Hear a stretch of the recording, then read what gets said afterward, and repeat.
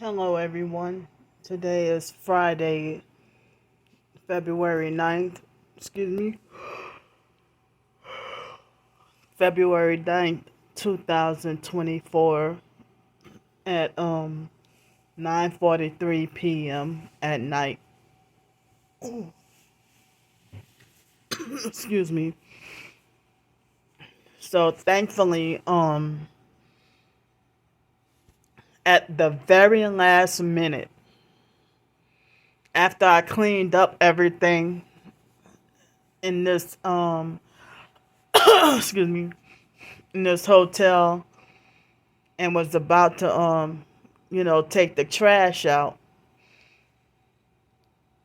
um at the very last minute, right before I was supposed to check out, somebody helped me out with enough for you know I was able to have enough for 3 more nights off the streets. So Friday night, Saturday night, and Sunday night, so I could be out of that rainy bad weather, and then Monday and Mardi Gras and all that is supposed to be back cold again. So I'm good on all weekend, but I have to ask in advance for help for like 3 or 4 more nights, you know, or if I could have, help with um well, it would be Mardi Gras would be over, so I guess I don't know if Wednesday, if they would return back to regular price, you know, or if I could get help with $400 for another week to stay here. So I don't know exactly when, um, for sure, when I would get the first paycheck, and if I do, it might be just a few days and not, a whole 2 weeks worth, because I just started. So, um, but at the very last minute, um, so after I threw everything away, you know, that's when, thankfully somebody helped me out, you know, but it's Friday, and I think it was Monday that I bought the chicken, and I thought I was gonna be back on the streets today. So with the knowledge that I had, that, far as I knew, well, you know, a few people helped here and there. Um, as far as I knew, I was gonna be back on the streets. So then, I did everything because that's all I knew. I knew I was gonna be back on it. I thought I knew I was gonna be back on the streets, and so I had to prepare as I was gonna be back on the streets. And so, at the very last minute, though, after I threw everything away, you know, I you know, finally got help with enough for 3 more nights, with the donations combined. I had have enough for 3 more nights here. So, but if I would have known that I could, was gonna stay longer, then I wouldn't have thrown the food away. Because I would have had no place to take it with me. You know, normally I don't throw food away. I don't waste food, but I mean, I couldn't give it away to anybody, you know. Excuse me. So, thankfully, at the last minute, I got some help. But, the chicken, today's Friday, and I bought the chicken on Monday. It was the, fake Walmart rotisserie chicken that's already cooked. So, by it being Friday, I wasn't sure. Excuse me. I wasn't sure if the chicken was still good or safe to eat, you know. So, um, I felt bad to have to throw that away. In a and some other food. It wasn't a whole lot, but because I thought that I knew for sure that I was gonna end up back on the streets, and I couldn't take the food with me, so I had to throw it away. But as I said, after I threw the food away and threw the other trash, gathered the other trash, that's when I finally at the last minute, somebody swooped in and helped me, and all that combined was enough for 3 nights, 3 more nights, you know. So I'm sorry if I sounded repetitive, I just try to be like I mean, I just try to I mean, I was being repetitive to try to clarify, you know, because the stalkers, they intentionally and maliciously on purpose, twist what I say and take me the wrong way and stuff like that, but it's not even for them, you know. And I wish I had a way where the stalkers can't even see my YouTube videos. So, I mean, I'm not even talking to the gang stalkers, in this video. I'm talking to my supportive subscribers. But the gang stalkers, they narcissistically feel entitled to meddle in what's not their business, you know. And the more I try to tell them to leave me alone, that's the more they harass and more intrusive that they are, you know. And so, but anyway, so when I went to try to go and pay for more nights to stay here, they had a black guy that had like a laundry basket full of different supplies or whatever. Um, and soon as I got out of the elevator, he went and hurried up and ran to the elevator and grabbed the laundry basket full of stuff, and then and went to the car, and it was, I don't know if that was his grandma, but I never in my life saw him or the woman who was in the car. The woman looked more like, kind of like, I don't know if she looked like more Creole, and she had her elbow hanging out of the window and was giving me mean looks. Like, this looked like looking at me like I'm crazy, plus giving me mean looks, like all mixed in together. This long, angry stare, and wanted to monitor and watch me go inside the front office to go and excuse me, to go and pay for my a few more nights. And so, when I was taking a shower, I don't know which one of the workers that was at this hotel, but the very second that I turned off the water for the shower, that instant they came knocking on the door. And it's like, what was it a coincidence or did they know? Like how the exact moment I turned off the water from rinsing myself off after I took a bath, I mean a shower,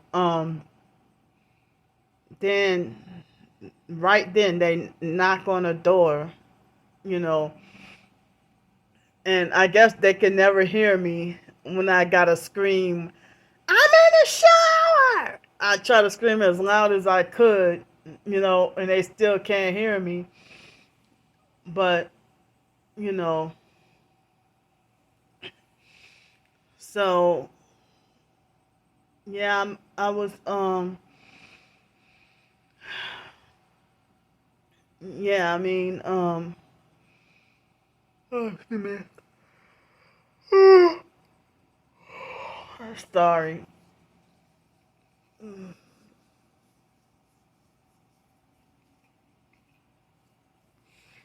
So yeah, I don't know if that was pure coincidence or part of the gang stalking, that precisely when I got done rinsing and turned off the knob, I mean, turn off the shower, that instant she just knocked on the door, you know. So, so then, I was gang stalked on the way walking to work, but on the way coming back, um, the gang stalking was heavier, you know, and then like like some of the workers seem like they're nice and very welcoming and glad to have me, you know, but some of the others are kind of mean, you know. So, oh, I'm not going to name the name of the restaurant, but I'll name the name of like the workers and managers. So,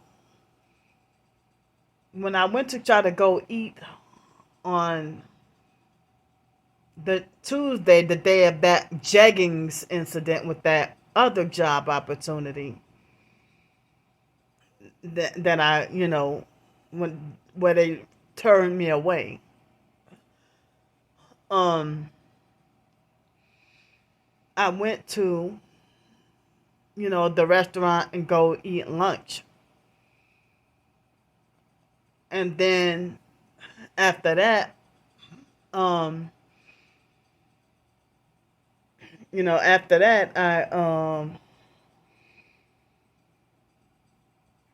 went and asked for, I saw the now hiring sign and stuff like that, um,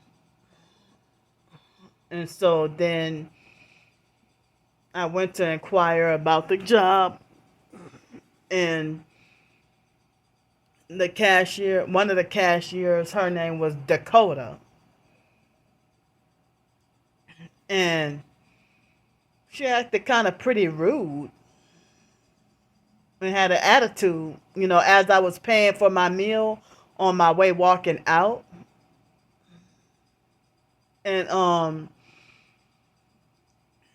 and then I noticed the sign, you know, and then, she was kind of rude and unhelpful, but she had like an attitude, And then I was told to go and fill out an application, the old fashioned paper application, you know.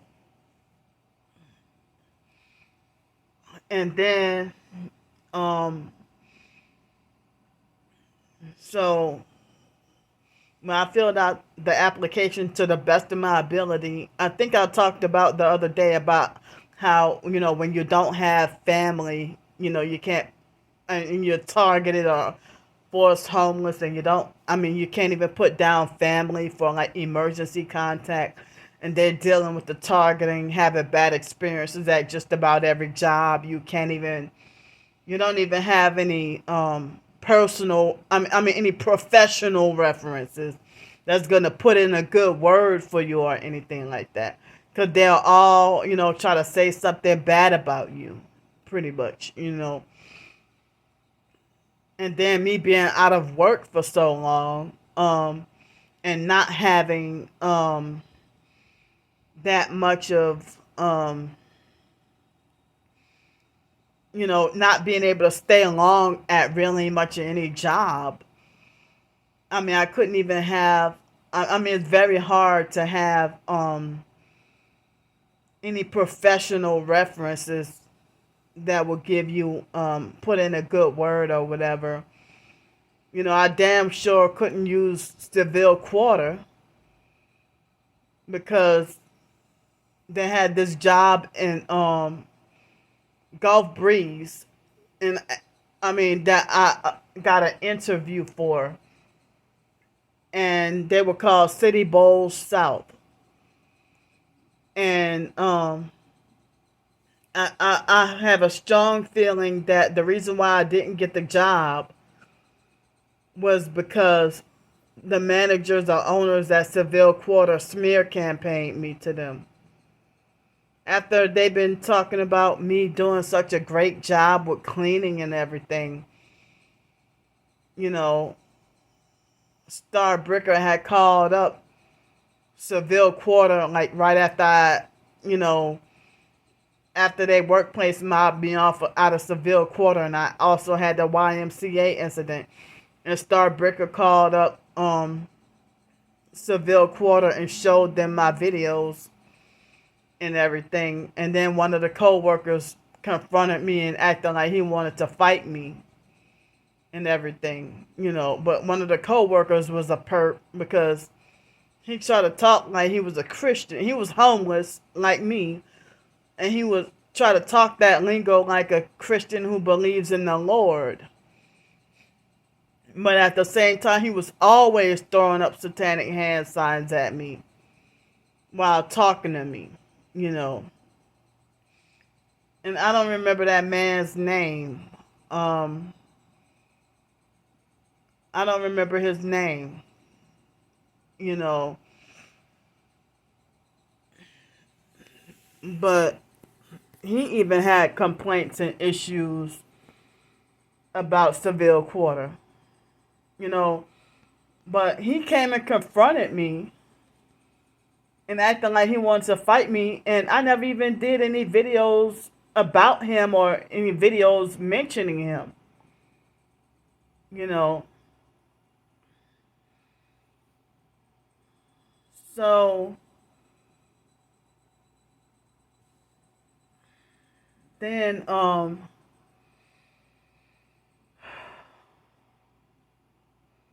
but anyway,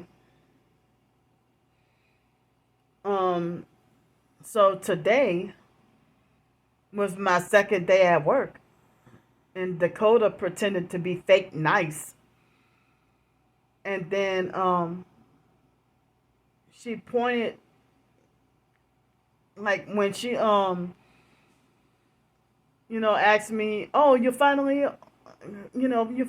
got a job, huh? You finally started working." I don't remember exactly what she asked me, but she pretended to be fake excited, and fake friendly, and fake happy about me finally getting on board to work or whatever. And then she had you know I think she was trying to point me to one of the managers, I think.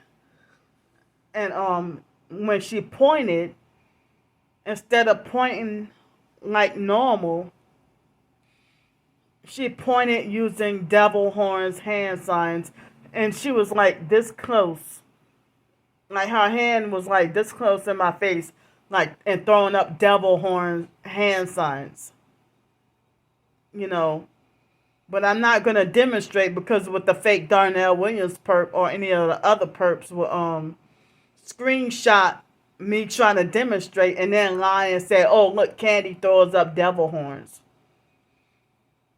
But if you go to a website called well.to, WHALE.TO,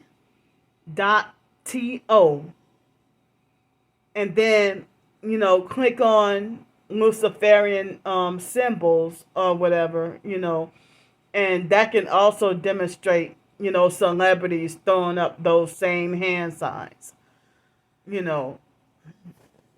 So when Dakota used the devil horns at me, I'm like, okay, well, that explains why she was rude and acting weird the first day I saw her, you know. And then so after that, I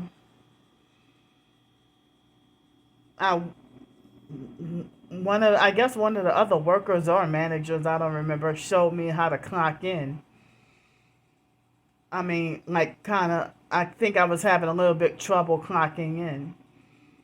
And so I clocked in and went into, you know, went to work and started, you know, rolling up the silverware inside of the napkins like I did yesterday. And before lunch, I pretty much, did it by myself. And I finally trimmed my nails like what the job requires to, you know, this morning I trimmed fingernails and toenails. And, excuse me, it was 2017 when I first had to, I didn't realize that was a sign of aging. Or some people, I don't know, but it was 2017 when I first started dealing with thick toenails. But certain professed targeted individuals say that when they microwave your feet with directed energy weapons, that the directed energy weapons make your toenails thick. So I'm not sure. I don't know. Excuse me. So,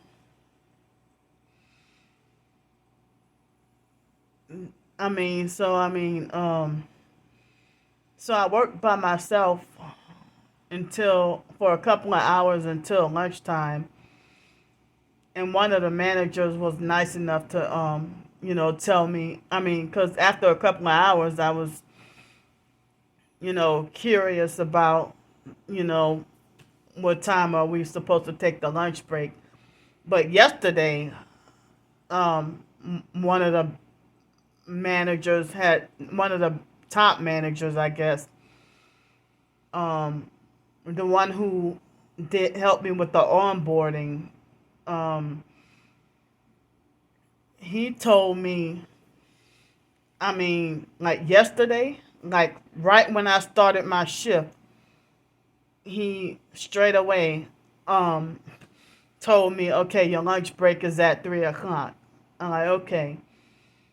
So, but he wasn't there today. He was off today. But when I clocked in, nobody told me what time the lunch break was. So after a couple of hours, one of the managers was nice enough to tell me, you could take one whenever you want. And so So, like, she's like, you could take one now if you want. And I'm like, okay. And so then I clocked out and I took my hour lunch break. And then, and I had to use the bathroom. Um, and then I went back to work. And, then they had this other lady, um, that came and, you know, well, I mean, she caught me unawares because I didn't know she was coming or, well, she came in, like, out of the whole dining room, she came and sat, like, right across from me, you know, like, out of all the seats, she come right by me, you know, but then, when, I mean, I felt like, I wasn't sure of whether or not to think she was a perp or not, you know. But then, I thought she was a regular customer. I didn't realize that she was a coworker. And then, so after some time of me going in to, go back to work after my lunch break, um you know she came and introduced herself, and, um, we started working together, and we talked about certain things that, um, I don't, well, I mean, I don't, maybe at another time, at a later date, I might talk about it, but for now, I won't talk about it, But, me and her had a conversation, and, so she seemed like she was like very nice and stuff like that, And while she was working with me, she didn't really act like a perp at all, but she was kind of like, touchy, feeling or whatever, But, after I told her about my OCD and everything, she, um, was respectful and mindful of, but I mean, but we try to, I felt bad. I didn't know. I mean, later on, I told her that I hope I didn't offend her by, saying that, what the idea of me being a loner, I prefer, I operate best alone rather than around people, and I felt bad if I don't know if she took that to offense, but I went to apologize to her, but, you know, but she was, I don't know, she looked like she was in her 70s, but, you know, I'm glad she seemed so far, she didn't seem too bad, really, she didn't really seem that bad or nothing, but she seemed like she wanted to, be helpful and nice and everything. Um, so, but then, yeah, I mean, it was certain things, um, you know, I don't know. It's like with like she set the silverware on something dirty, and and she thought it was okay for it to be rolled up and put on, like, I mean, I asked her about it, and I felt like, oh, make me not even want to use the silverware to eat here, you know. But then, she went to use the bathroom and then came back so quick that I'm like, she came back so quick. I'm like, wow, you used the bathroom that quick? She used the bathroom so quick that it didn't seem like she washed her hands. It made me feel like as if she, I know she didn't wash her hands like that quick, you know. But, um, but I mean, that made me feel awkward and uncomfortable. And then, like, well, she wasn't the only one. They have other people that, if they drop the silverware on the floor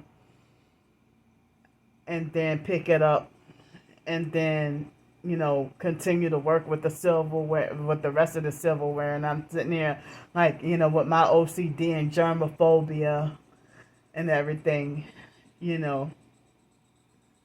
But yesterday, the general manager was my first day.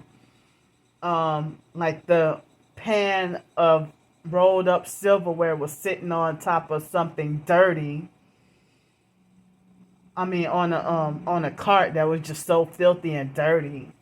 And then I was like trying to figure out, well, where's a good place to put it. And then he had me sit it on top the other clean silverware, and I was like, gross, gross, gross, just gross, you know. But I mean, you know, it's a lot of cleaning, um, that the workers have to do. But it seems like no matter how much you clean, everything just constantly always just dirty as hell, you know.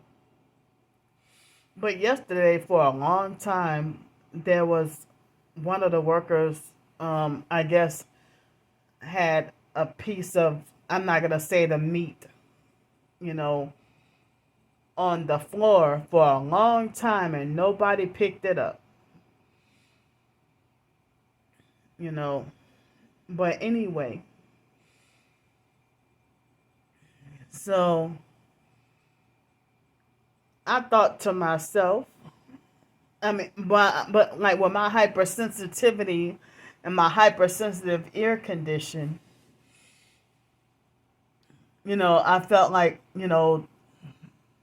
certain noises was like, unbearable that I was forced to have to tolerate, you know. And I'm wondering, you know, it seems like just not my ears are sensitive, but I think that it seems like all five of my senses are extremely sensitive, not just my ears, you know. But like me being in this hotel room, the light is right on top of me, you know, right above my head, the light. So I guess that's one of the other reasons why I'm just looking away, you know. But I mean, trying to look away from the light, you know. But oh, excuse me. Sorry, but the two black guys that were doing the dishwashing today, they seemed like they were cool and nice, you know. And one of them went out of his way to be very helpful, but the other one was kind of make me do all the work, you know. But But the guy who trained me yesterday, he was off today, you know. Excuse me. And then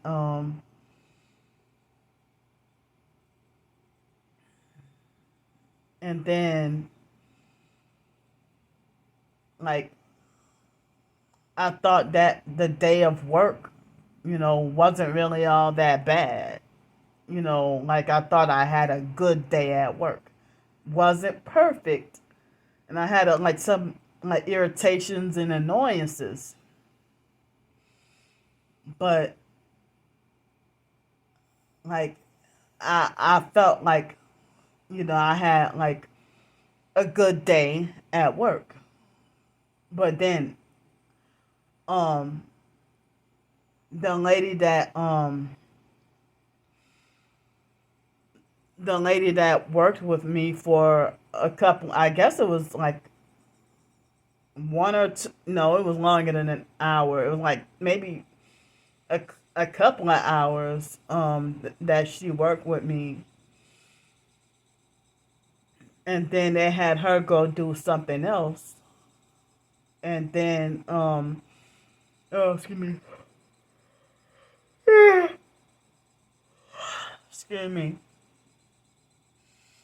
And then she asked me um if I wanted to switch out hours with her. So I was supposed to get off at 7 o'clock, and I think she was supposed to get off at 8 o'clock. But she asked to switch with me, And yesterday I was more tired than today.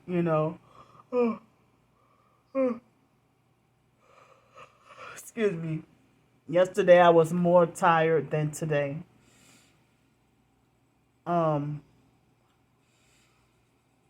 so yesterday, like, I barely made it through the shift with the being tired and sleep deprived.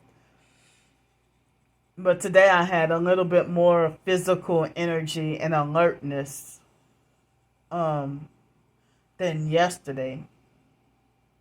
So the fact that I started yesterday like an approximately a half hour later than scheduled. I mean, the fact that she asked me to you know get off at 8, and while she get off at 7, I was glad to do it, and like, cuz that's the extra hour I can make up for, you know. And I can make up for, the deficit from yesterday. And so then, you know, um I wanted to say that yesterday when my nails were long, the like I felt like my fingertips felt uncomfortable, you know, touching the text. It's like the texture of the napkins.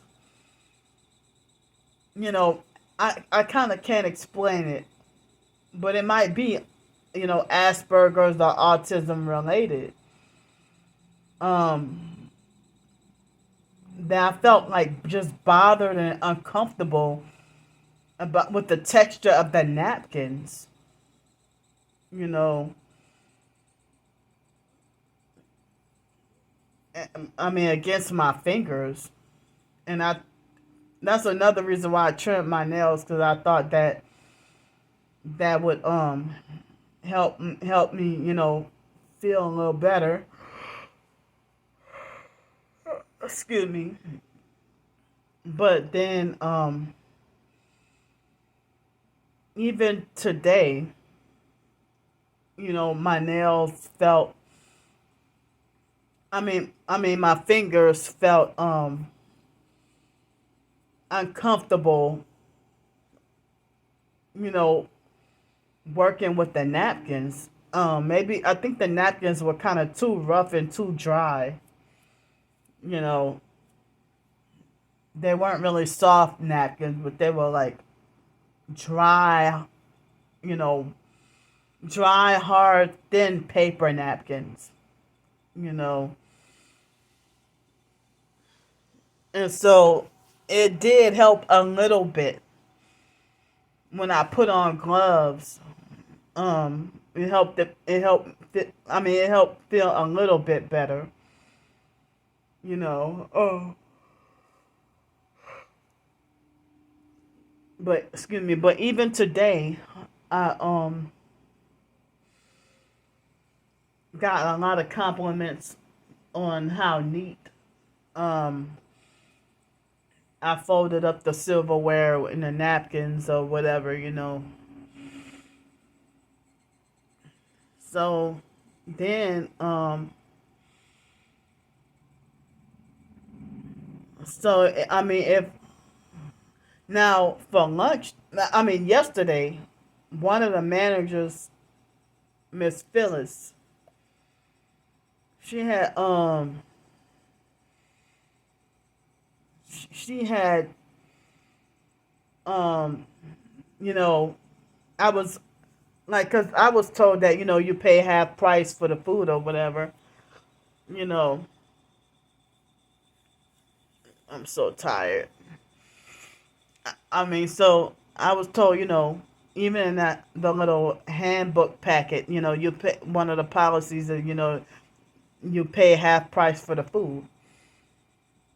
So Miss Phyllis, she told me, you know, she told me off her own mind when I went to try to attempt to pay for the food or whatever.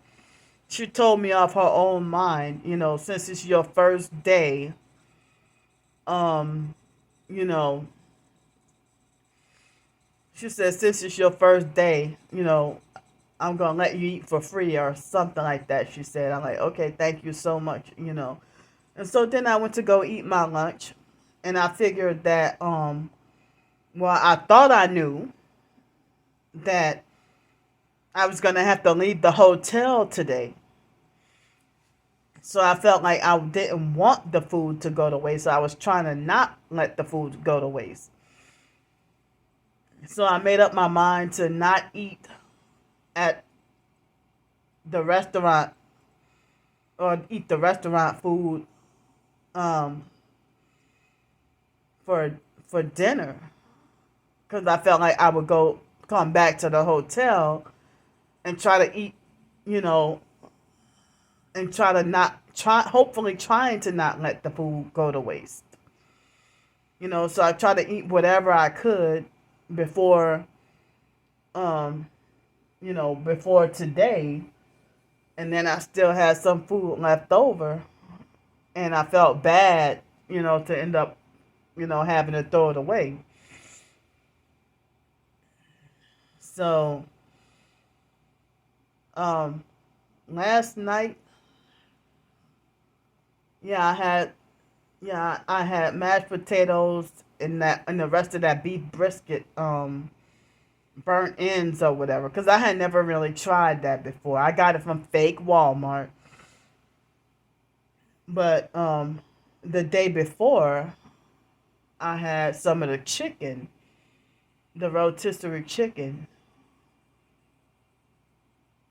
And you know, so I mean, as I said, if I would have known that I was gonna, you know, finally get some last minute help, um, you know, I probably could have had, you know, more food. I mean, I probably I would not have thrown the food away. But to my knowledge, you know, I thought I just knew I was gonna be on the streets, back on the streets tonight, and so, um, so then, you know, after gathering the trash and you know, then I had no food at all in the refrigerator, at all. You know, cleared out everything with the anticipation that I'm gonna be on the streets tonight. So So then I forgot to mention that for lunch today, when I went to try to wait around for the ticket to pay for my food on what I thought was half price, and I was, making attempts to try to pay for the food,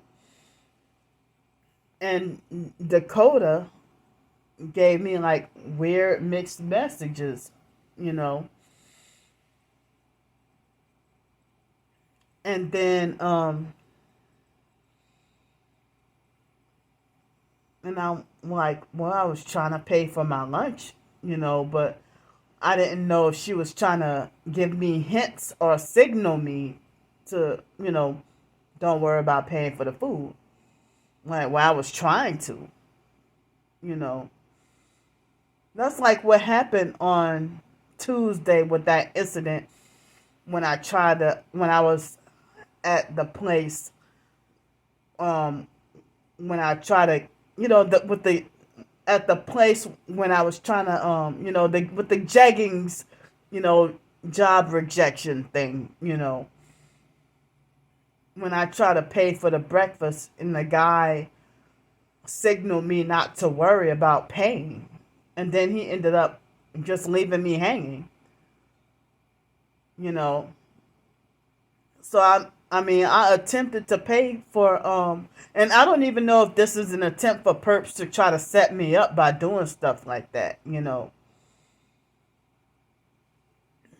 So, you know, Dakota gave me this weird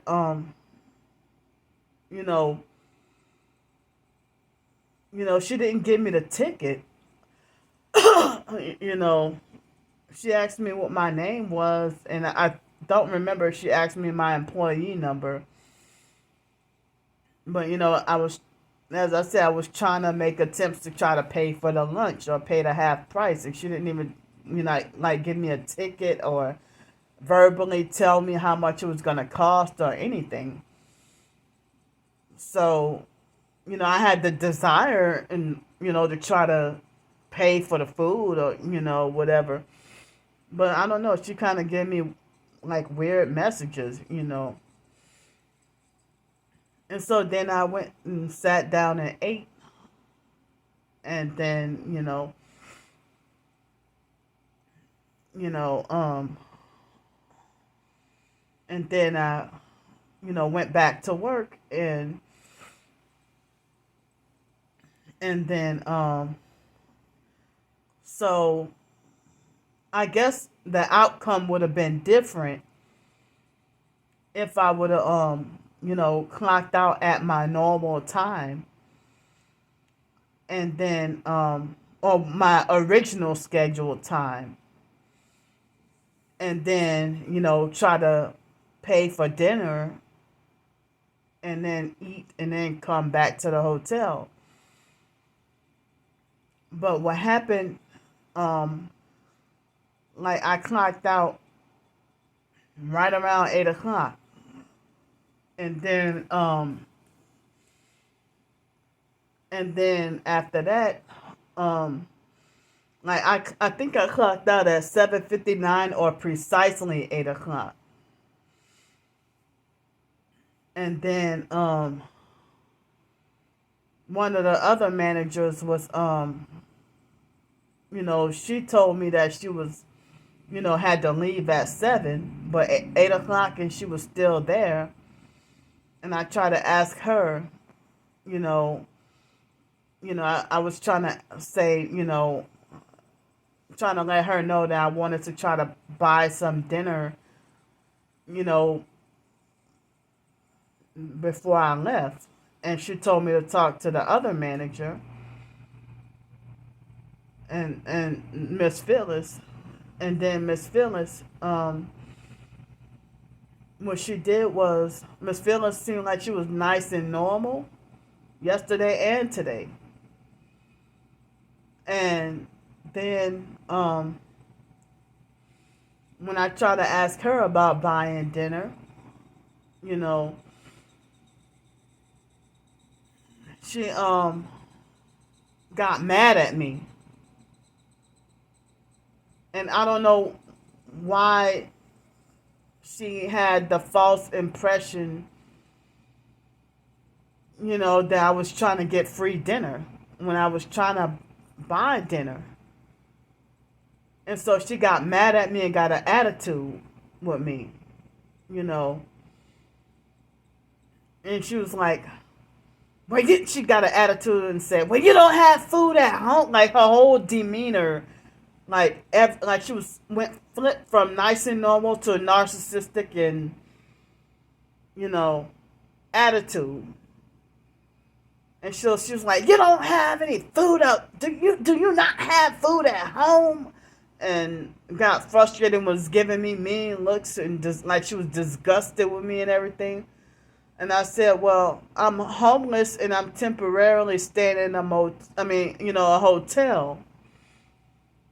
You know, I said I'm homeless and temporarily staying in a hotel. And then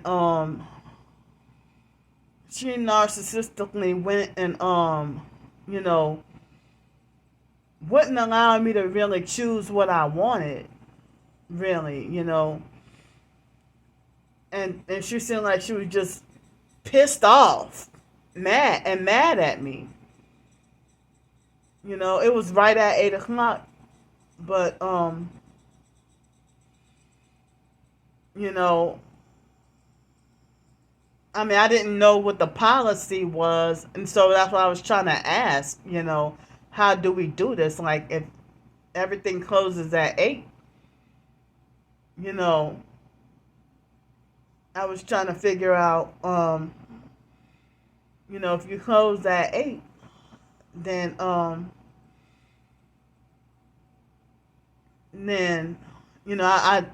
wasn't sure, you know, if they shut everything down or if we were still able to pay the half price or how was, I didn't know how. I'm still new, you know. And so, she picked out, and she got an attitude and rushed me and then picked out what she wanted me to have, you know. And it wasn't what I wanted to eat for dinner. I wanted to eat something else. I wanted to pick out something else to eat, you know. It's like she picked out what she wanted me to have and didn't really give me much of any choice, you know. And then, so then I think she'll let me choose the vegetables, but not, or the side items, but not, the main entree. But, you know, she didn't really offer me like the bread or whatever, and they were trying to throw the bread or whatever away, I guess. I don't know, but she didn't charge me or anything like that, But I was wondering why she acted the way she did, you know. But I didn't know if it by being 8 o'clock and closing it. I guess if it was too late, if they shut the system down or anything. I don't have really that much restaurant work experience, But you know, I kind of felt like that was like workplace mobbing or a hostile work environment, the way that they treated me, And then Dakota was, I think the other day when I tried to ask for some water, was it for lunch earlier today or was it, and Dakota kind of acted a little weird and got like a little attitude and I was trying to ask for water, But then, you know, certain restaurants, you know,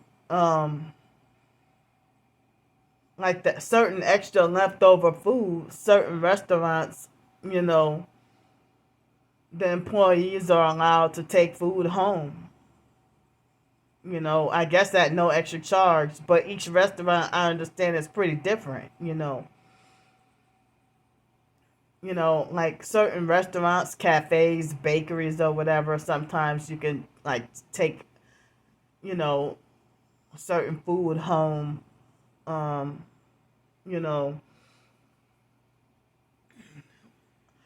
excuse me, you're able to take certain food home um at the end of the day.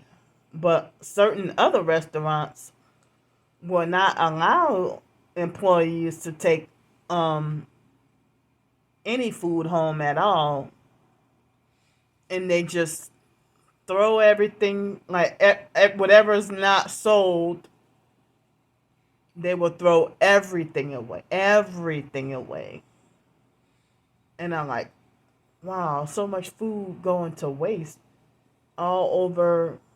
I'm gonna use that word that I don't like, paranoia. But certain people, being the P word, paranoid over lawsuits. But this restaurant, it seems like, from what I was overhearing, like the fried foods they threw away and said that they couldn't save those, but certain other side items and certain food or whatever, and the desserts and everything, they put it up.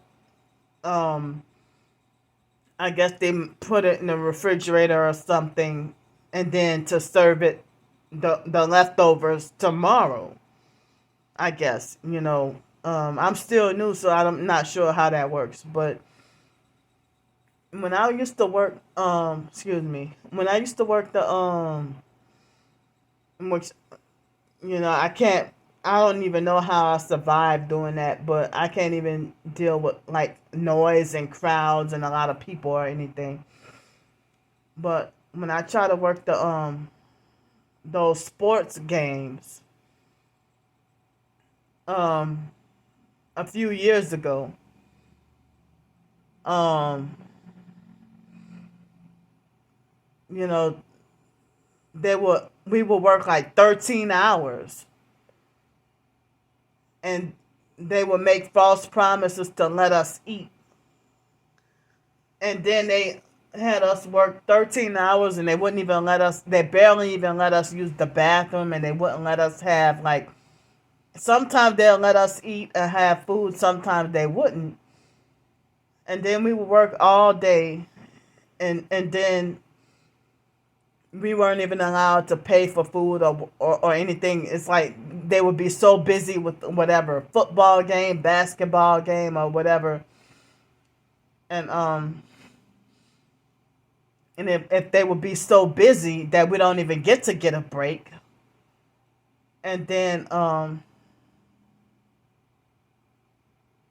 we would be so busy that, and even with certain conventions or whatever, sometimes,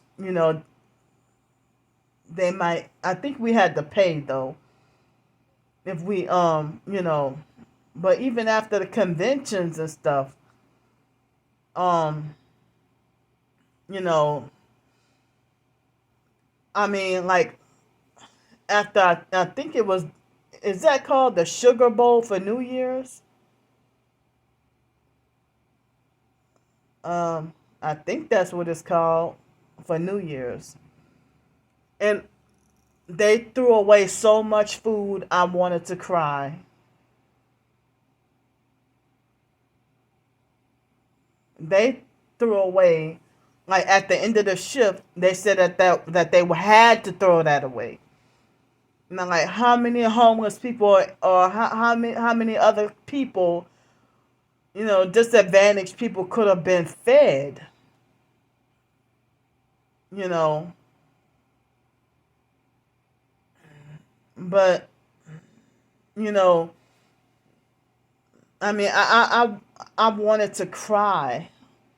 I was like amazed at how much. I mean, hundreds of thousands of dollars worth of food. It was a lot of food, a lot of food that they just some certain food that nothing's wrong with it and they just threw it away. But even certain grocery stores, I heard that basically food that's still good, nothing wrong with it, and they just throw so much food away. You know, so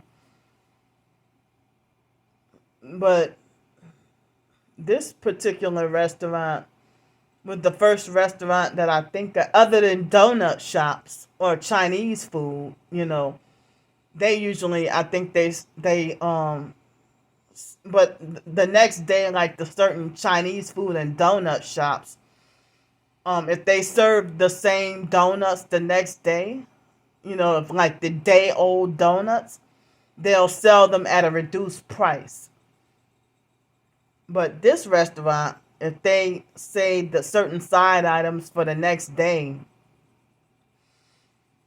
and you still pay the same price, as if it were fresh. So, yeah. Um, but I know that this is a topic that the online stalkers will, you know, feel something to gossip about, you know. And then, like, I didn't even know if the manager was trying to insinuate that she thought I was being greedy or something. Well, it's not greedy if you're trying to pay for it.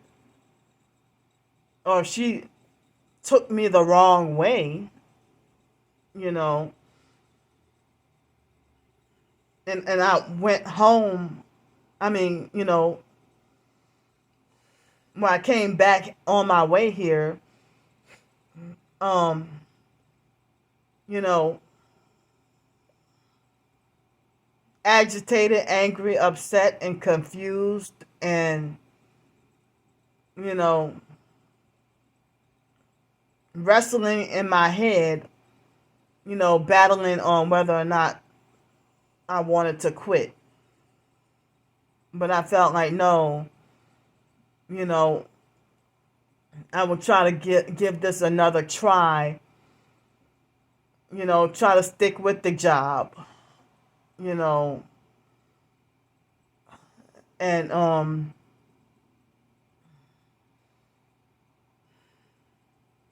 because, and then, the online stalkers would try to, spread malicious false rumors that, oh, you see, this is proof that Candy is greedy because she got mad and she got mad because she couldn't get free food, so she just wanted to quit. I mean, she wants to quit or whatever. Or and it's like, I've documented and explained what happened. And I've repeated that I was trying to pay for the food. I did not say that I was trying to get the food for free. So, you know,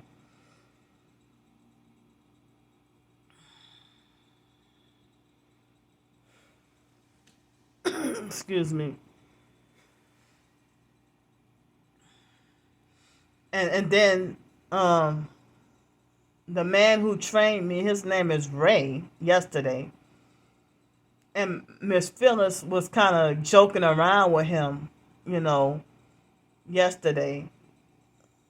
And I heard her tell him, I'll bust your ass, or something like that, she said. But they were joking around, but she's like, I'll bust your ass. But I think she's a little bit shorter than me, or about my height or whatever. A little bitty lady, and that man was, he was bigger. I mean, he was, I don't remember how tall he is, but um, you know, but she seems like pretty masculine, if you get what I mean. and all, think she, masculine and tough and all that, excuse me. So,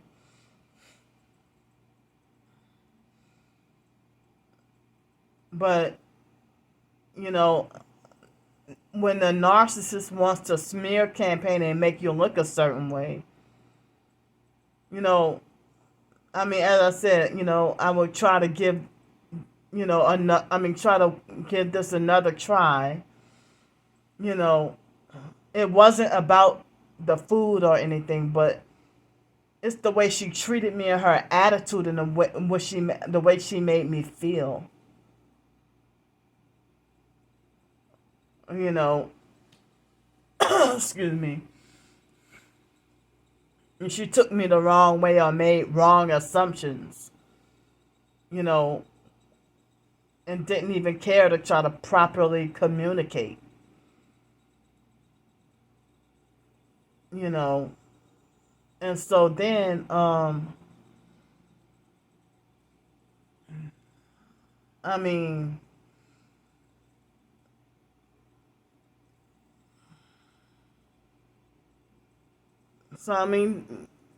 like one of the co-workers that was working in the back with me, I saw him like, I don't know if he had, I mean, if all those people working there, I don't know how he was able to sneak that, but he brought like three small bowls of the side items to the back. And I think I saw him bring it to the back, but I didn't see him physically consuming it. But he took. I mean, I think I'm assuming that he would have, went and snuck and brought the food to the back and ate it or whatever. And he's like such a skinny ass, very skinny. I didn't want to say skinny ass, but he's very skinny guy, But I don't even know how he was able to you know, with all those people up there, how he was able to sneak and you know, and nobody would call him greedy. But you know, but excuse me, like it bothered me all day long though when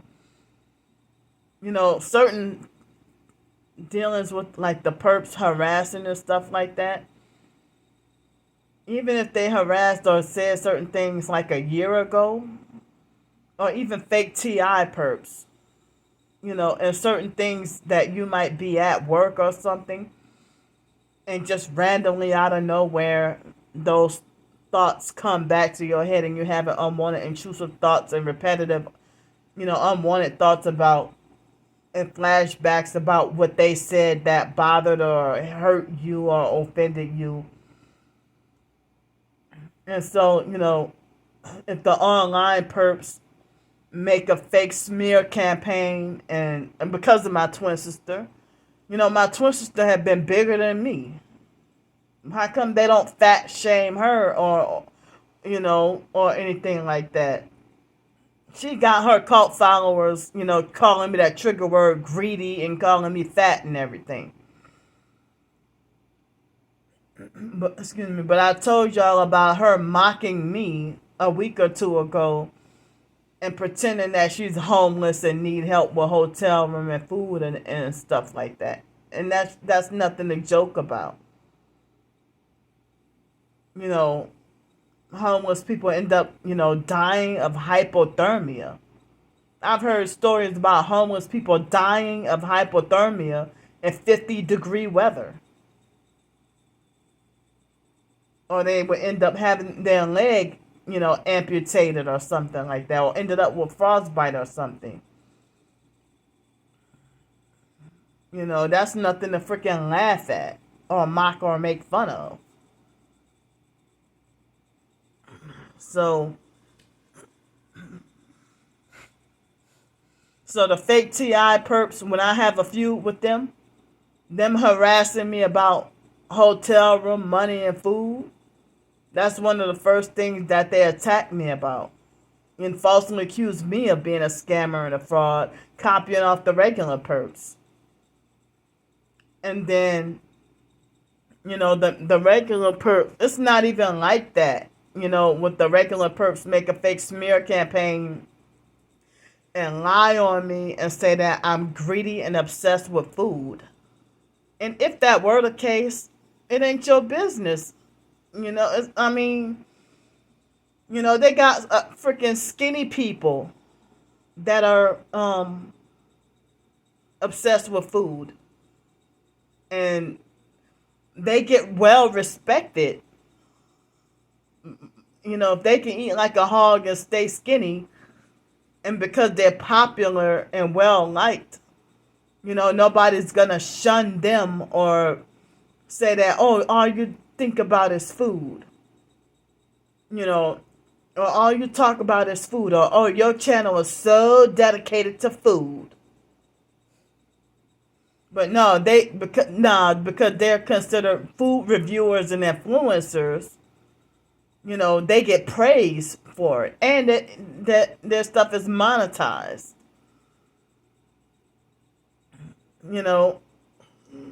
If you could be a skinny person that's an American and travel the world and do like food reviews or hotel reviews all across the world. If you can say, do a video, talking about, everything you ate in Thailand for for a full day. Or your favorite restaurant in Los Angeles. Or, this hood spot in Los Angeles. And get praised for it.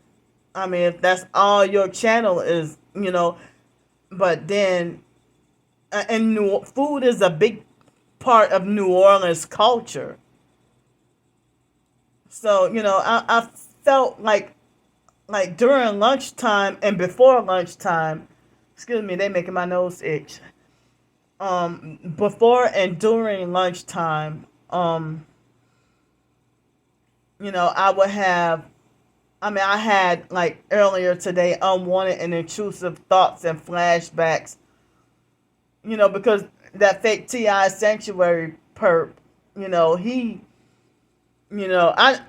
he betrayed and turned against me unprovoked, and I never even did him anything. And he, one of the first attacks was for him to try to call me greedy. You're way in the UK. What do you care about what I eat? But then, he tried to talk about, oh, she thinks with her belly and she's greedy and this, that, whatever. And then after they say that, I know you're a TI, and then they be supportive. And then after the gang stalkers get them to betray you, then they attack you harder and worse than the perps themselves.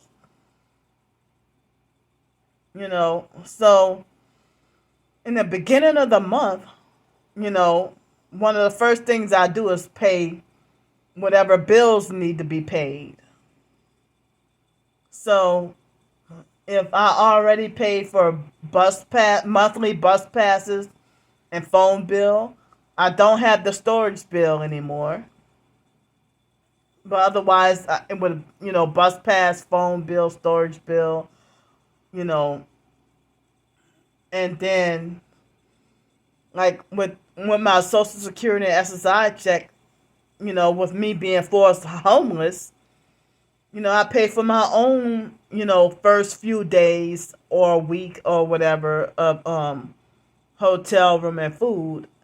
And then if the weather is too cold, or if the weather is rainy, or if the weather is bad and I have no money, or, excuse me, and still haven't gotten to have a job yet, then I would try to, food and money is, money for food and hotel room would be like all I would, need help with, and if I needed help with laundry, you know, I would try to get help with that too. Oh, and also with the first week, when I get my paycheck, I also use that for toiletries and toiletries or certain hygiene items or whatever other necessities. And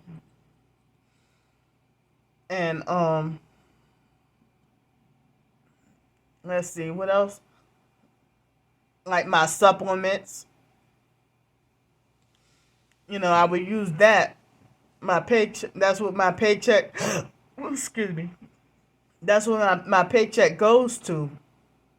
That's what my paycheck goes towards. Excuse me. So it goes towards all that. Excuse me.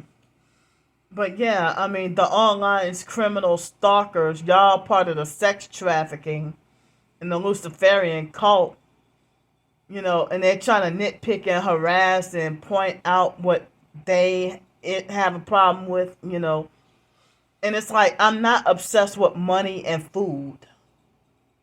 But the online perp smear campaign and make things to look like that, and they, and in reality, they are obsessed with trying to control my relationship with money, food, and hotel rooms, and I'm just trying to survive day to day.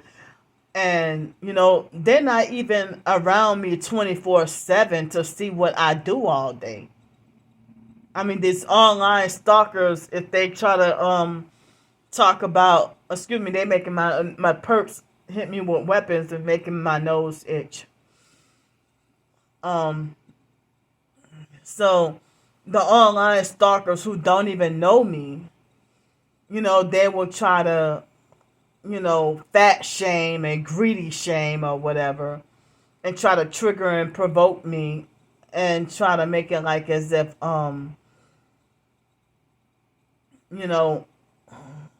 they try to make it like as if, I mean, they try to be like, well, all you do is stuff your face with food all day. No, I don't. I used to. When I was on those psych medications. But when and that was the side, not me being greedy on purpose. Those used to be the side effects of the medications that make you overeat. The side effects of the psychiatric medications make you overeat and make you fatigued and lethargic and tired all the time. The medications have you with the mind altering drugs, excuse me, have you hungry all the time, and like they make you hungry all the time, and they may have you sleep all day. And then people with narcissistic personalities that force you to see a psychiatrist and take medicine. And then they try to control what you eat and try to make you feel bad. And then they'll try to tell you that you eat like that because you want to. And then they will say that, that you eat like that because you want to. And that you're using the side effects as an excuse. And no, it is the damn side effects. So now now that I'm not on psychiatric medications anymore, I'm able to get full and quit eating, once I'm full, But when you are on the psych medications, you be constantly hungry all the time. And then I didn't realize, there was a side effect of trauma and a narcissistic abuse and everything. But the foster sister Joni was never on psychiatric medications, and I think because of the foster mom's abuse, like people used to call Joni fat, but they didn't call her greedy like they call me greedy. You know, and as I said, I got that the me watching Joni, the way she used to eat when we were kids, it I ended up picking that up. But Mark and Wyatt, they would eat like hogs and then still stay skinny when we were teenagers. When we were kids and they were teenagers. When Wyatt was a kid and Mark was a teenager. Excuse me, and Sean used to eat a lot too. So, excuse me, these online, predatory stalkers who don't even know shit about me. They want to try to regulate and control. I'm 40 years old. You don't even know me. You don't even have the right to do this to me. Excuse me, and try to police how many meals they think I should be eating every day. And try to control what they think I should be eating, while my twin sister is free with the liberty to eat whatever she wants, and if she shows cooking videos and food videos, she get praised for it. But if I do a cooking video or a food video, oh, look how nasty that looks, or whatever, they just jealous and fucking hating, But they praise my twin sister for the same things that they condemn me for. And then, the fake aquarium doors perp talking about you would get free food in hotel rooms, for a whole year if you make the right decision to sell out, to the kingdom of darkness. Now, like, hell no. But I'm just like me dealing with being homeless and in survival mode. I get attacked worse than people who actually do drugs and alcohol.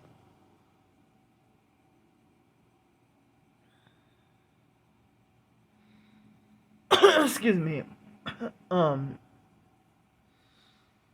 I get more hate and disrespect and shunned more than people who actually do drugs and alcohol.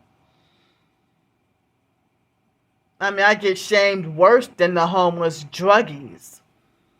And they have a lot of other overweight and obese homeless people.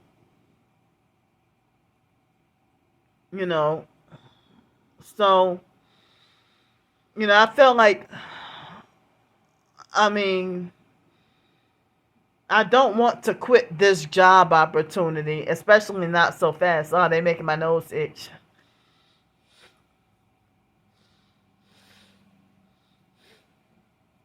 I felt like I didn't, want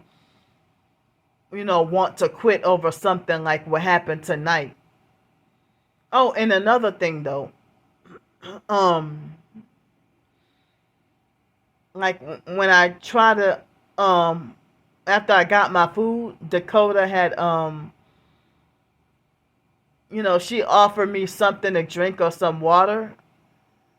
And, like, I was so, like, upset at what Miss Phyllis did to me that I couldn't even think properly. And so Dakota kept asking me about, if I wanted something to drink to take home with me or if I wanted some water or whatever. And I was like, because I'm like, well, I figure, well, I could get water, out of the I'm good. I mean, I could just get water from the from the sink here. So I mean, I didn't want to take extra bottles, take away, extra bottles. It's, I mean, maybe a couple extra bottles, maybe the customers could have had. So,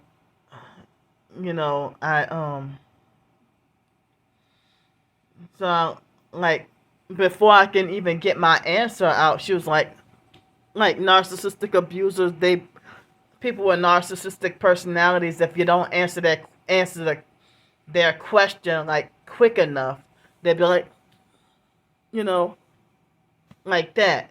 And so that's what she like as if I'm slow or stupid or something. Could they be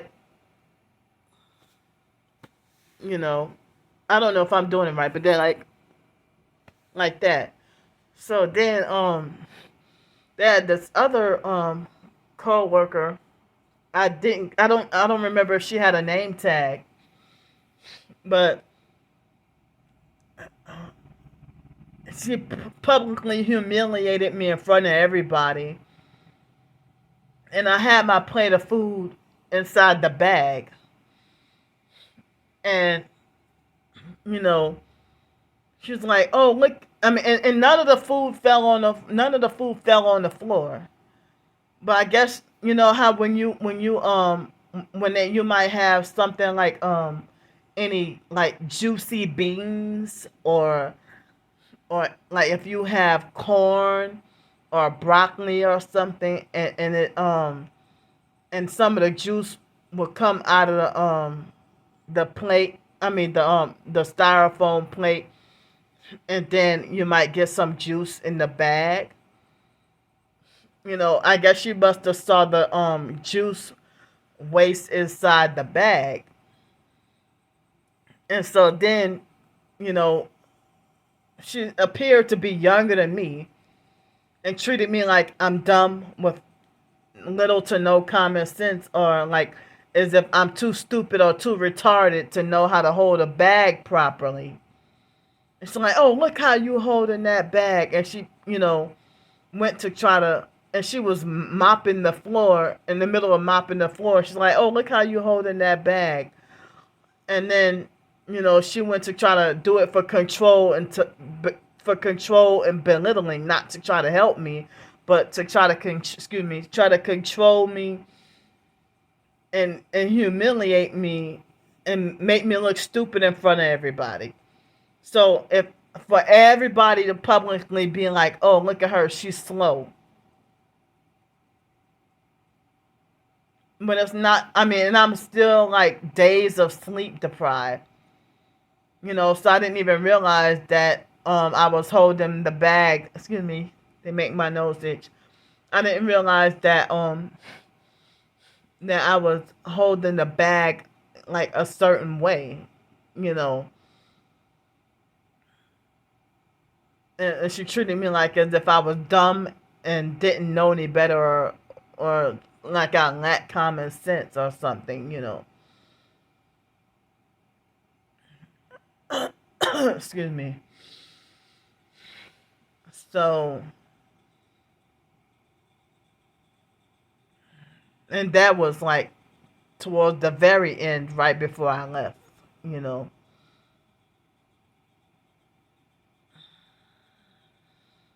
So, I mean, I went to work. I meant to say came from work, having all kinds of mixed feelings. And so, if things get worse tomorrow or Sunday or any other days, and it's like it's amazing in a bad way how dealing with this narcissistic abuse and gang stalking and workplace mobbing, how things could quickly escalate. How quickly things can escalate and just blow up and blow out of proportion. And you wonder if it's like a crisis or something. You wonder, how did that happen? But everything seemed like fine and normal. Like something could have happened yesterday. As I said, I've had moments where I've been bullied on the job, and bullied off the job the first day. Like, it's either the first day or the second day or the first week where they gang up on me and huddle together and gang up on me and workplace mob me to an emotional or mental meltdown. Like, it'd be like the first day, the second day, or like the first week.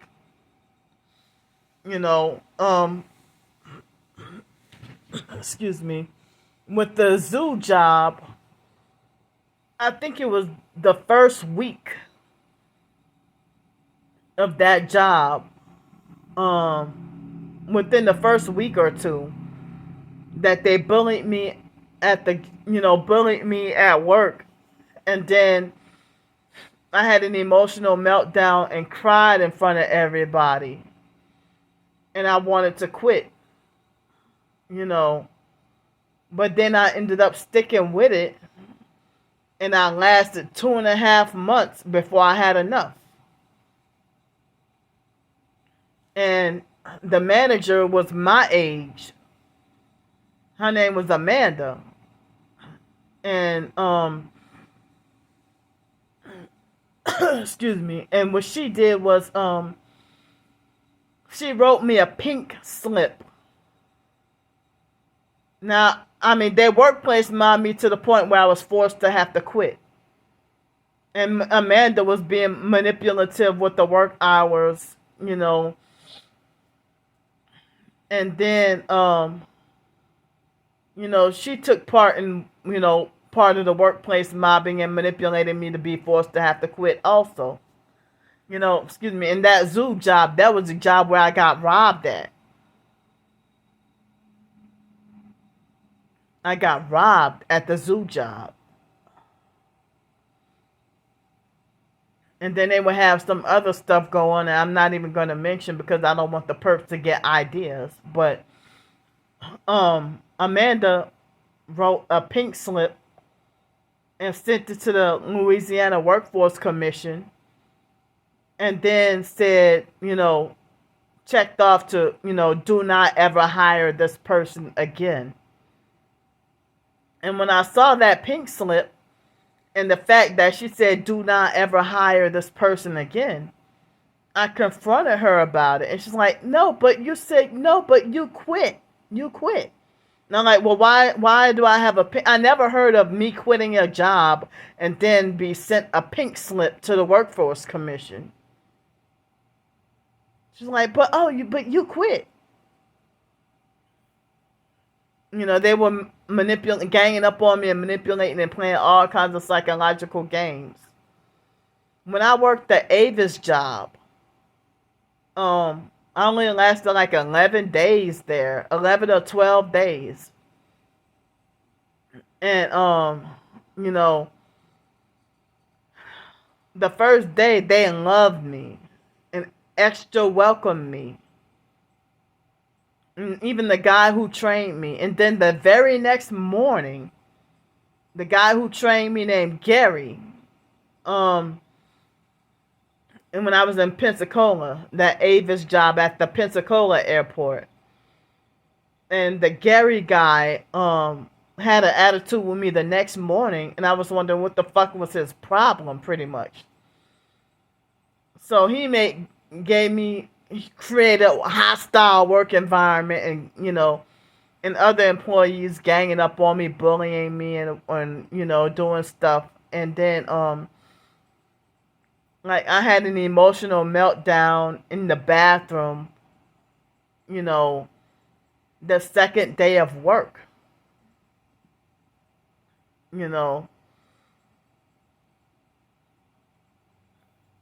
But I would have hated for me to just like not show up for work tomorrow if I just told them, look, I quit.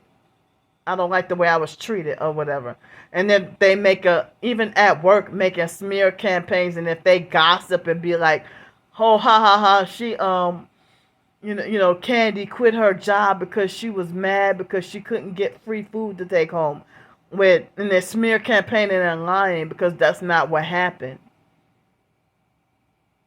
I was trying to buy food, buy, dinner, and the lady took me the wrong way and got mad at me and had an attitude. And it had nothing to do with the food, but it's her attitude, you know, made me feel discouraged. I'm not going to quit tomorrow, or I'm not quitting right now, but her attitude made me feel highly discouraged, you know. But even the two guys that were, working in the back with me, you know, well, one of them was doing more talking than the other, And it's like, even y'all supposed to be some hood thugs, black guys supposed to be hood thugs. I mean, I'm talking about them. If y'all supposed to be from the hood or whatever. But one of them, like, running his mouth and, like, gossiping like a female, And it's like, y'all supposed to be some gangsters. Like, y'all gossiping like females, and gossiping about other coworkers or whatever. But I just I feel like, well, damn, you know, I mean, the way people, it's like, always, but I hate, coworkers asking me, where are you from or where you live at? Oh, you live around here? And like, you know, or they want to demand an answer for exactly what hotel I'm staying at and make it like I have to answer, you know. So, you know, but then they won't tell me shit about their personal life. You won't even tell me how old you are. You know, excuse me. But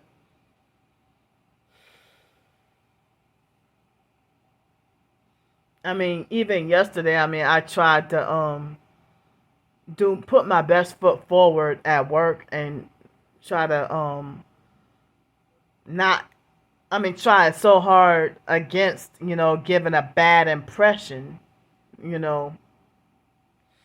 And I tried my best, to try to be a good worker or a diligent worker, you know, and try to show that I want to work, even wanting more hours and, trying to do as much as I could or what I could, but at the same time, not burn myself out.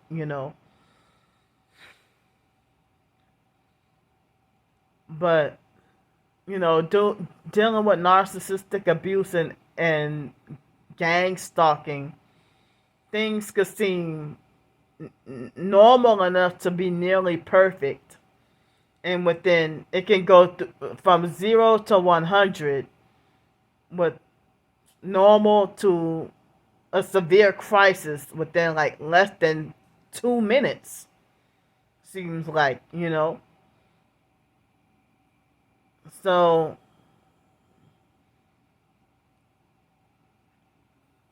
as I said, most of the workers and some of the managers seem like they're nice and love me, but you know, some of the managers kind of not so, but um but I mean, I was given part of the handbook about, the policies or whatever for, workplace bullying or workplace harassment or a hostile work environment and stuff like that. And like a lot of corporate jobs, you always get, that handbook, but they don't practice what they preach because a lot of the time the managers, be bullying you or micromanage or try to boss and control or harass and pick on you, single you out. And then, even when you got managers and coworkers, and it's like when you're in school and dealing with excuse me,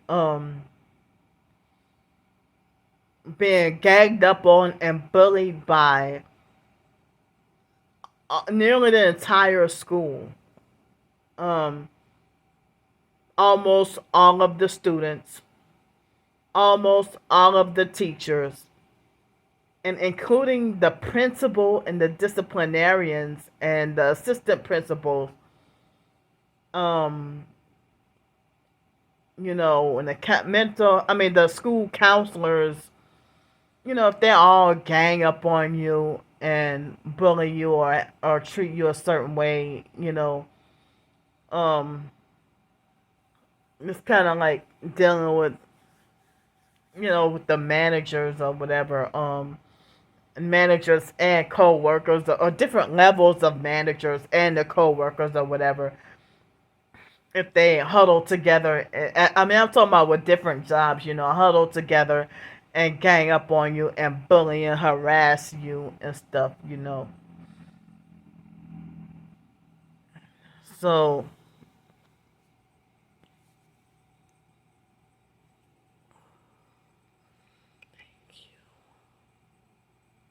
okay. So, what time is it?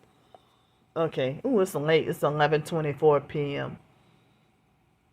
So yeah, I mean, I would hate to go to bed with this, like, I guess they call it ruminating thoughts or whatever.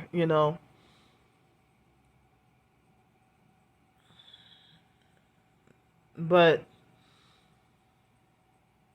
I feel bad, me being back in my hometown and getting wrongfully banned from this place and that place or fired from this job, that job. I guess that happens in whatever city and state or whatever, but it hurts because of certain things you grew up with, or you know something you grew up with or something from your childhood, like a local restaurant from your childhood, or like that Oasis Motel.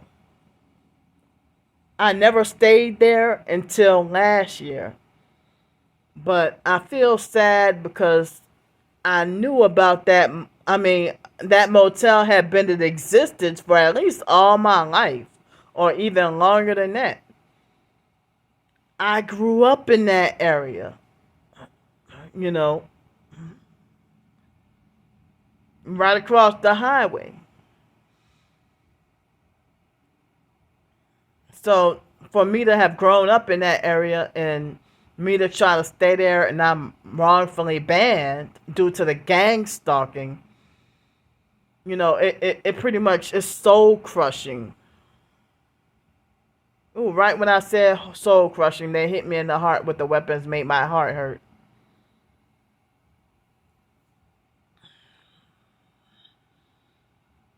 Or, for me to be banned from, any of these places, it just, you know, does something to me. So it's like,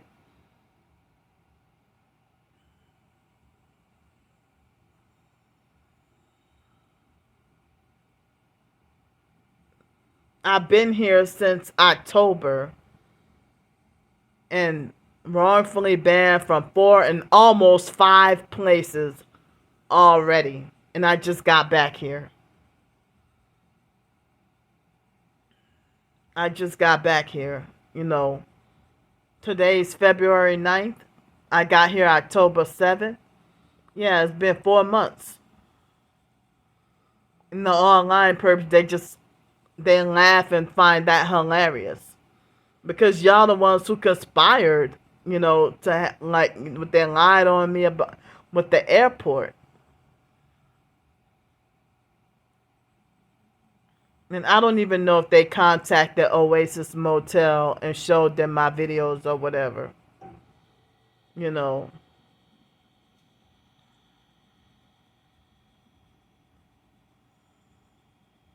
So,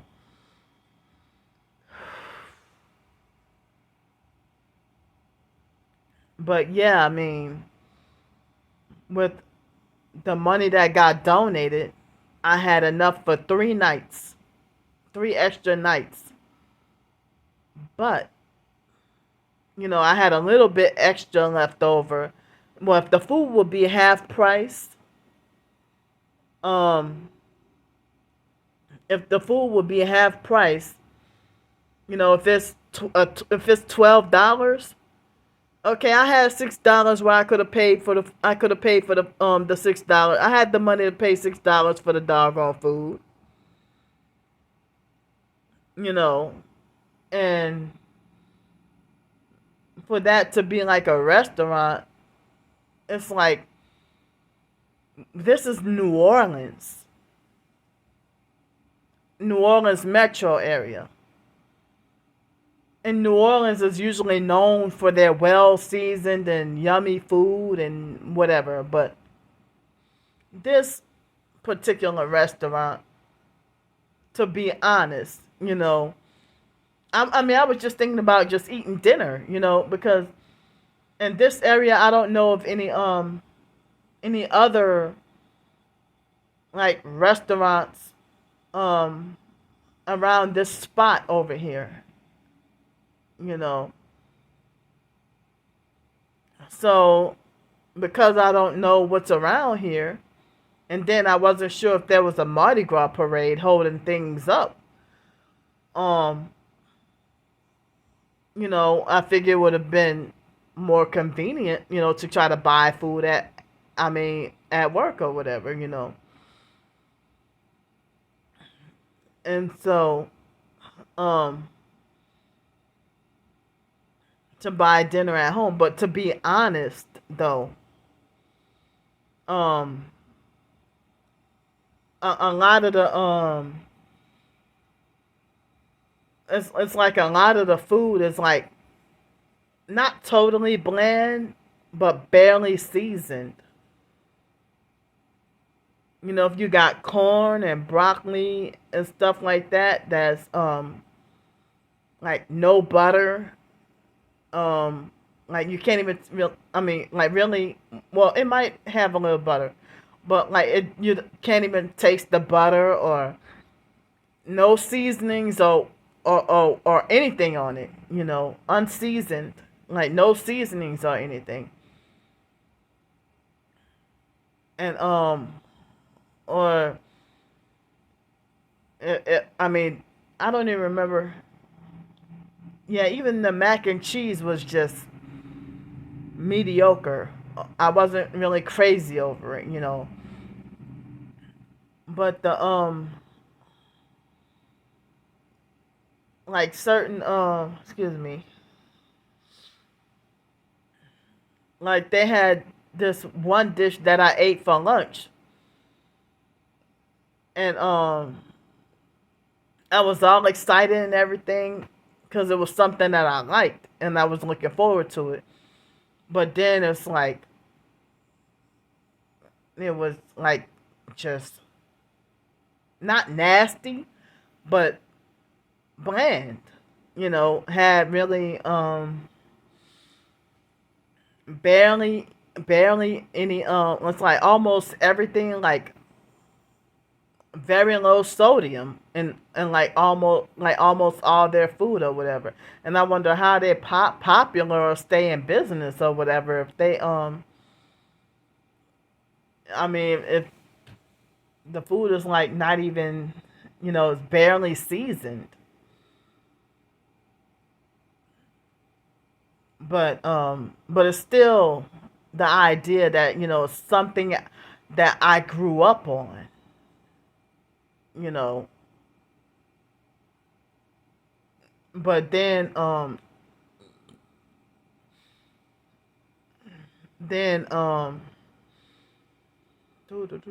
sorry. Um but yeah, with the desserts though, the majority of the dessert is stuff I don't like. I really hate whipped cream. I hate cherries, you know. Um and like yeah, some of the majority of the desserts I really don't like, but um and well, if I could stay working there, you know, I mean, this might have been just this one isolated incident today, but I was hoping that things don't get worse tomorrow, or if everybody. I mean, or I hope that people, that the workers don't start to act shitty towards me. Or if they, workplace mob and try to run you off the job or whatever. But they've been having perps, come and eat, come and dine in. And I don't even know if they be running their mouths, smear campaigning me to the managers and coworkers. Who knows? You know. So you never know what secret stuff be going on behind your back when you're targeted with these malicious, evil, wicked ass perps are doing. Y'all want to call somebody fat and greedy, but you sold your soul to the devil. You sold your soul to the devil. How much more greedy can you get?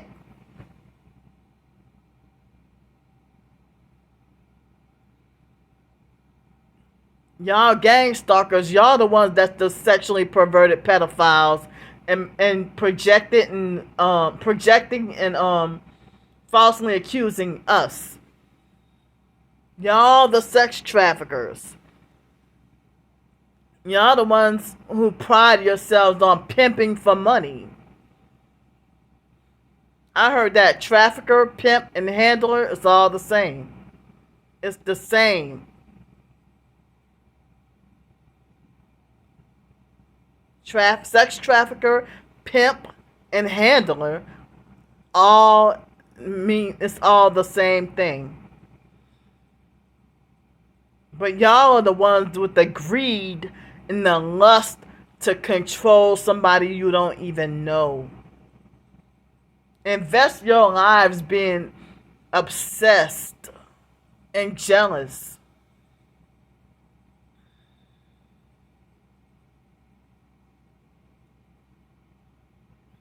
I mean, the online perps got mad at me in 2021.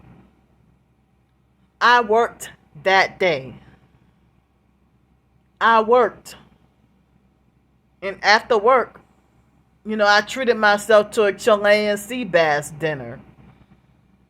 And they said, who told you, the traffickers like, who told you you can have a Chilean sea bass dinner?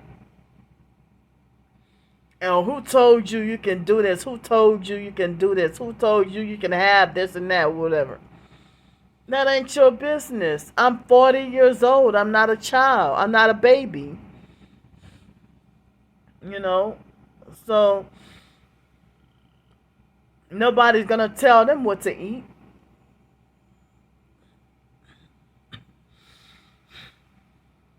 So, my first 2 days, I had dessert with excuse me, with at least one of my meals. But I told myself, I think from dealing with being homeless and in survival mode, I think I did gain some weight. So I try to strategize.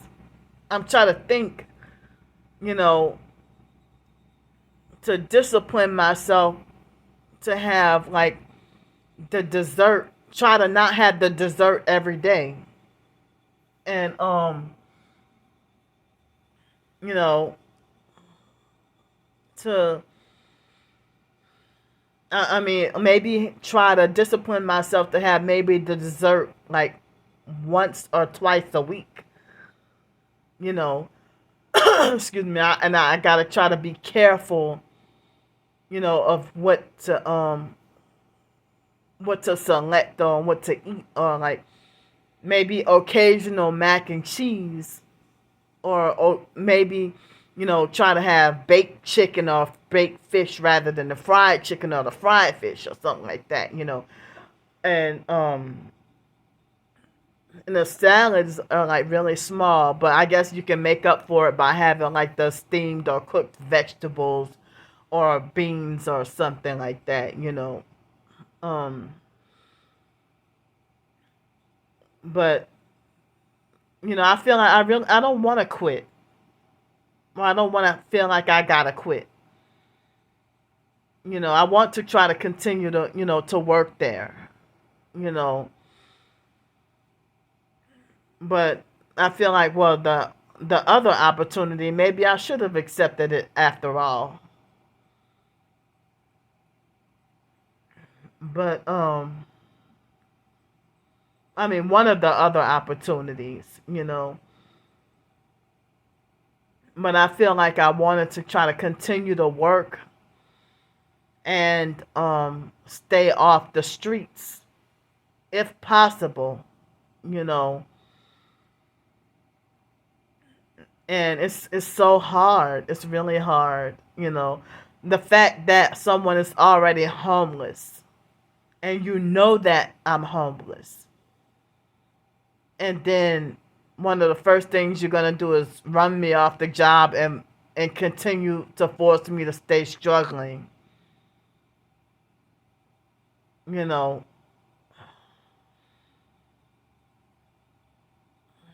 but excuse me. I mean, but I mean, as I said, I wish that I could make a living from my writings, or I wish I can do something entrepreneurial so I won't have to deal with stuff like this. Excuse me. They keep making my nose itch. So I wish I could do something entrepreneurial, and that way I can don't have to worry about being you know people being over me. I would rather do my own thing. Excuse me, but the gang stalkers won't allow me. They stop me.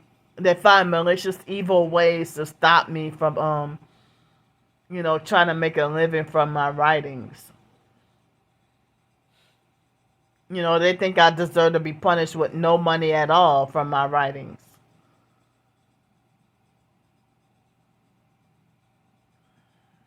So,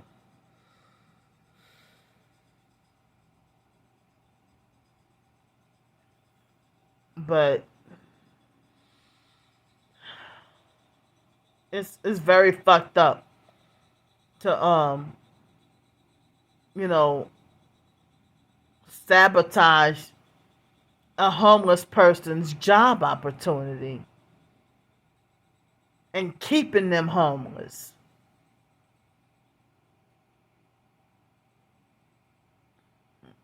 And yeah, I mean, and even the guy Ray who trained me yesterday, he was even, as I said, throwing up satanic hand signs. You know, but I'm like, damn, I just got here, and y'all, perping already. Like, wow, you know. So some of the perps love to give themselves away or be like totally obvious and in your face. But, like Mr. Ray, he was wearing like a green shirt under his uniform that I guess it looked kind of like my uniform with the white, um, you know, button down shirt and black pants or whatever, and black shoes. Excuse me. You know,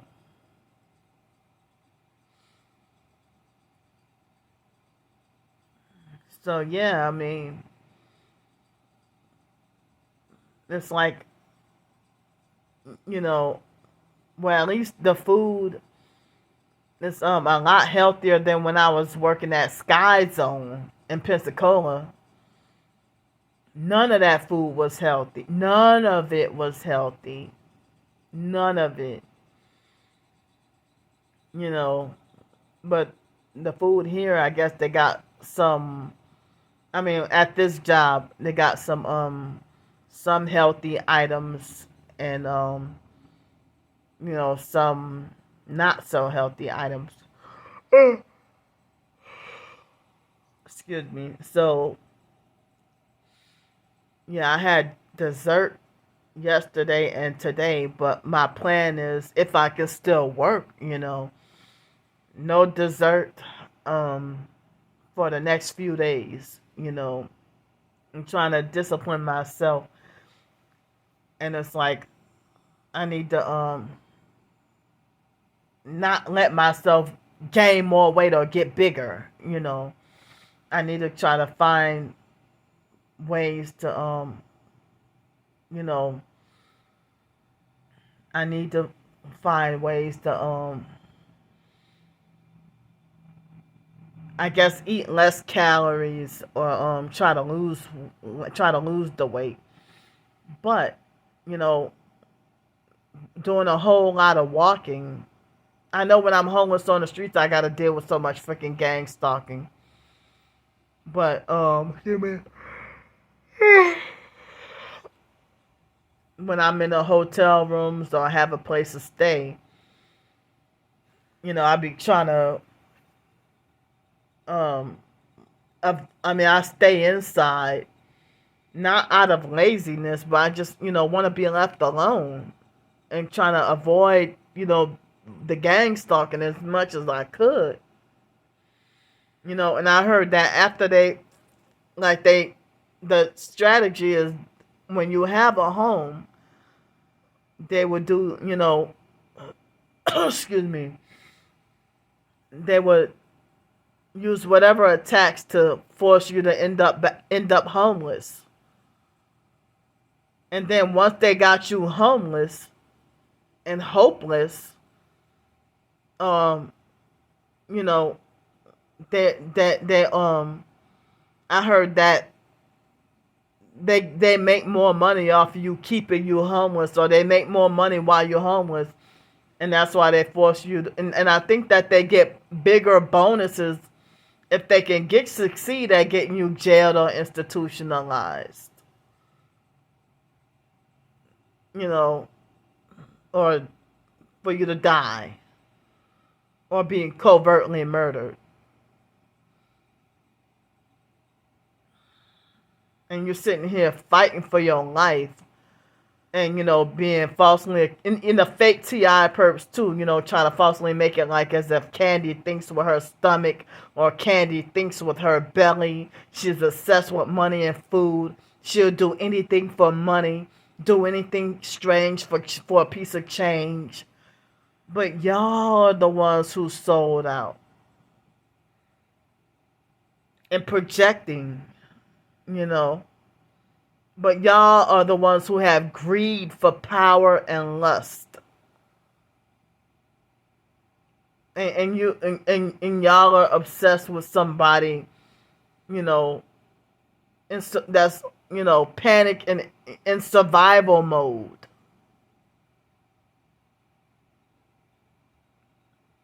But, y'all criminalize people trying to live a normal life. You got something to say about even what normal shit that we targets do. It's something that for y'all to meddle in and gossip and complain about, and being y'all the ones being narcissistic vigilante Karens. you know,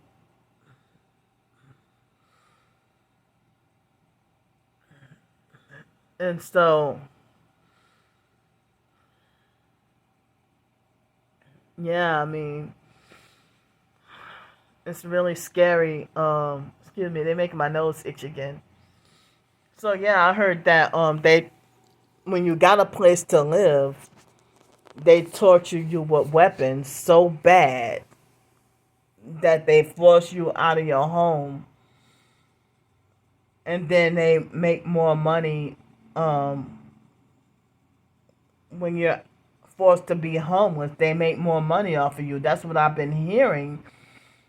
Um, with homeless TIs, targeted individuals forced homeless. So, online stalkers who lie and say Candy is lazy and don't want to work, they will say stuff like, I will make sure I see to it that you will never get another job again. They have said stuff like that to me, or about me gossiping behind my back, you know. So, I mean, for me to, I mean, I'm trying to figure out what crime did I commit, trying to, you know, excuse me, because it was right at 8 o'clock. I wasn't even sure if they had already shut everything down. Everything. But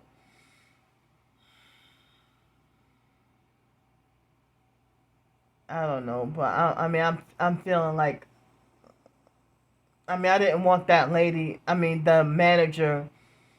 I don't even know. I mean, I didn't want her to go home thinking a certain way about me, or if she gossiped to other managers, or told them lies, or told them what she thought, which wasn't true. Wasn't the case.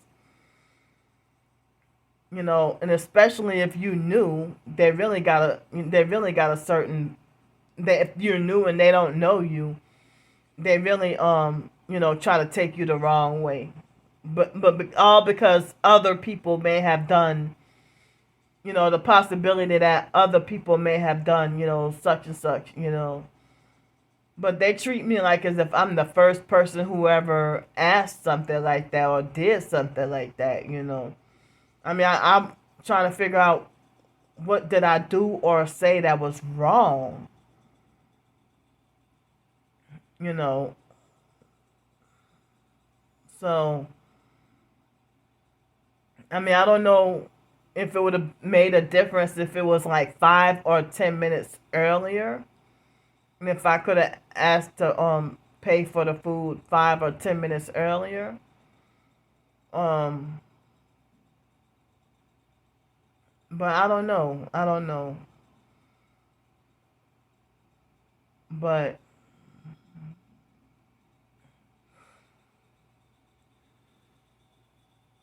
I'm pretty hurt though.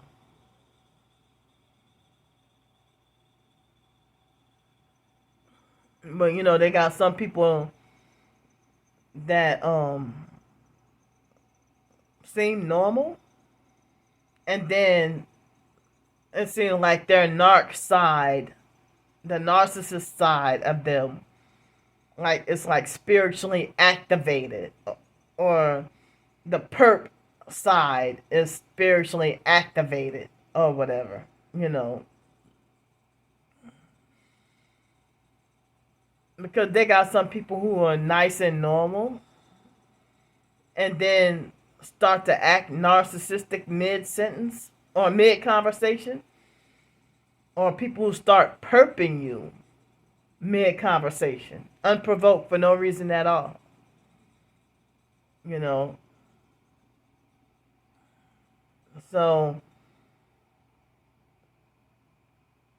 they have certain restaurants that allow people to I guess whether they pay for it or not, if that can be their dinner, and they, bring home dinner from work, but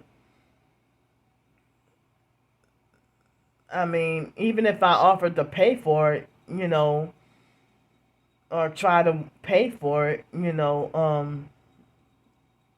I guess, I mean, I was treated like as if I asked an odd question, or like as if as if there's so many years of being in business, like no employee has ever done such a thing like that before.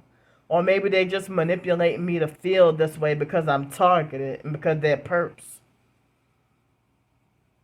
you know.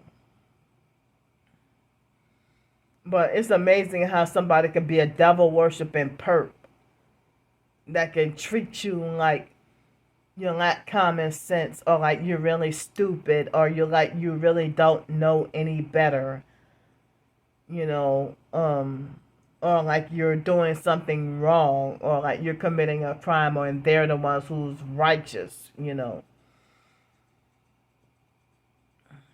So I'm glad to vent, and I don't care if it took me over 2 hours to vent. I'm feeling a little bit relieved that I was able to vent. So I'm very tired. Excuse me. Oh.